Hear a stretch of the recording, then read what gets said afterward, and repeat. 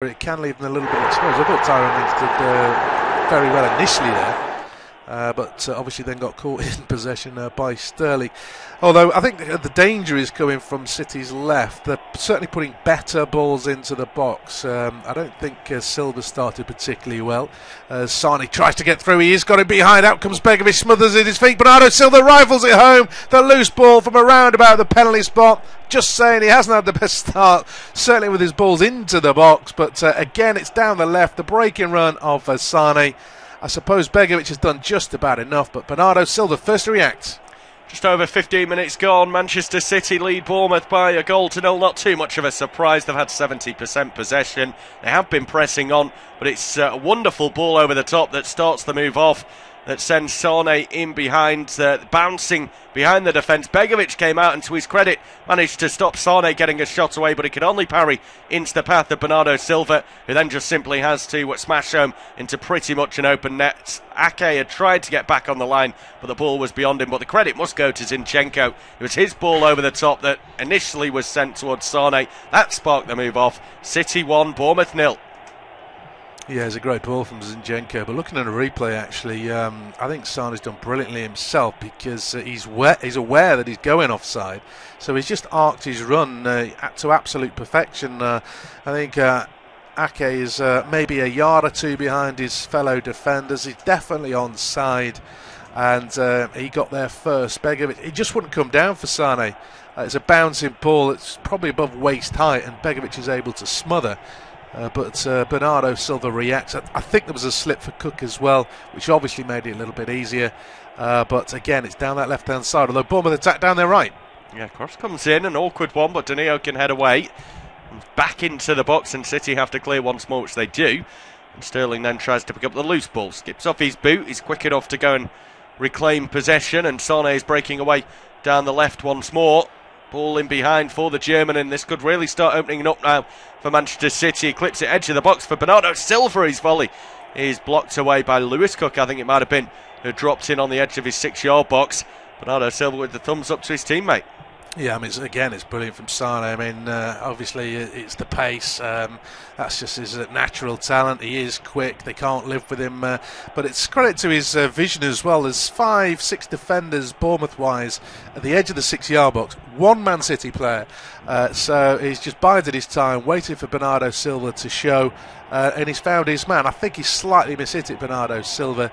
But Sane, for me, anyway, 17.5 minutes gone, has been the most dangerous so far.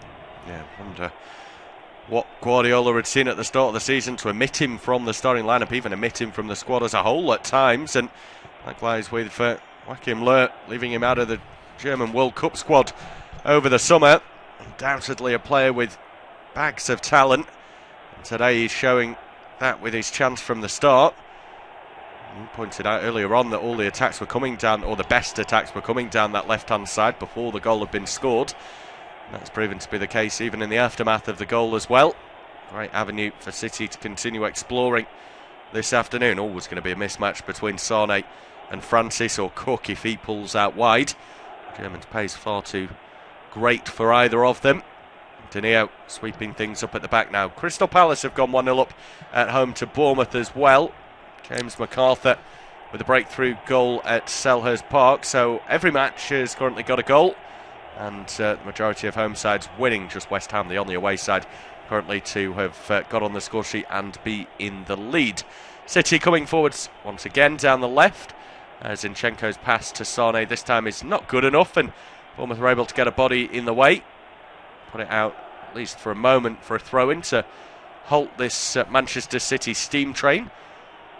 Foul throw there from Zinchenko. Yeah, it looked a little bit ordinary, that throw-in, didn't it? But he's just about got away with it. I suppose it was going backwards. It looked a dodgy one. Mings is facing up to Sterling, does well again. I mean, I think Sterling has started quite brightly in terms of getting in space, getting on the ball, running at defenders. Just so far, his final ball hasn't been fantastic. He's overcut crosses. I mean, it's not easy. You're aiming for Jesus against 3 defenders. You're not always going to pick out your teammate. It just looks better down the left so far for Man City. On this occasion, there's a ball over the top, which Sterling was worried about being offside, so he doesn't bother chasing it. Obviously, they have changed formation at the back, haven't they, Bournemouth? And I would suggest it hasn't worked. Yes, there's kind of a positivity going forward, but I mean, already 19, 20 minutes gone. You know, Sane has been in down the left channel 3 or 4 times. Sterling's shown up a couple of times down the right, getting in behind the wing backs. I don't think it's quite worked. Although Mings has actually, I think, done all right so far. Who has come into the side. Yeah, I think most people probably felt he could be the weak point in that back line today for Bournemouth, but as you say, he's maybe proved troublesome for Sterling to try and get past comfortably. Anyway, it's been a good battle between the two. Sterling probably quicker, but Mings' height has meant that he's been able to just brush Sterling off the ball and use that physicality. A switch of play now from Bournemouth to the left with Daniels just on the edge of the box. His header down was intended for a teammate, although it didn't find one, and Mings will then pick it up back on the halfway line. He's going to charge on forward here. In fact, he won't, because Daniels is going to send it on towards Fraser instead. His cross is headed up at the near post, flicked out then by Fernandinho, and towards the halfway line where Bournemouth will start once more. Just over 20 minutes gone now. Bournemouth back in Nathan Ake. And towards the right-hand side, flick down the line. Well, Laporte will just look to watch this one away, a little nudge in his back, but he's comfortable enough to see it into touch. And troublesome for Sterling to try and get past comfortably. Anyway, it's been a good battle between the two. Sterling probably quicker, but Mings' height has meant that he's been able to just brush Sterling off the ball and use that physicality. A switch of play now from Bournemouth to the left with Daniels just on the edge of the box. His header down was intended for a teammate, although it didn't find one, and Mings will then pick it up back on the halfway line. He's going to charge on forward here. In fact, he won't, because Daniels is going to send it on. Formation, 3 at the back again, and they lost 4-0 that time. So Eddie Howe, you would have thought, had learnt his lesson, but maybe not. Yeah, I mean, obviously he feels it's the best way to combat City's strengths, which are going forward. If they get enough ball, obviously they're going to cause a threat, particularly from set pieces, particularly with the team that they've picked. But it's getting that could do, and I think it just came when Fraser attacked the ball, and maybe Pep Guardiola's just been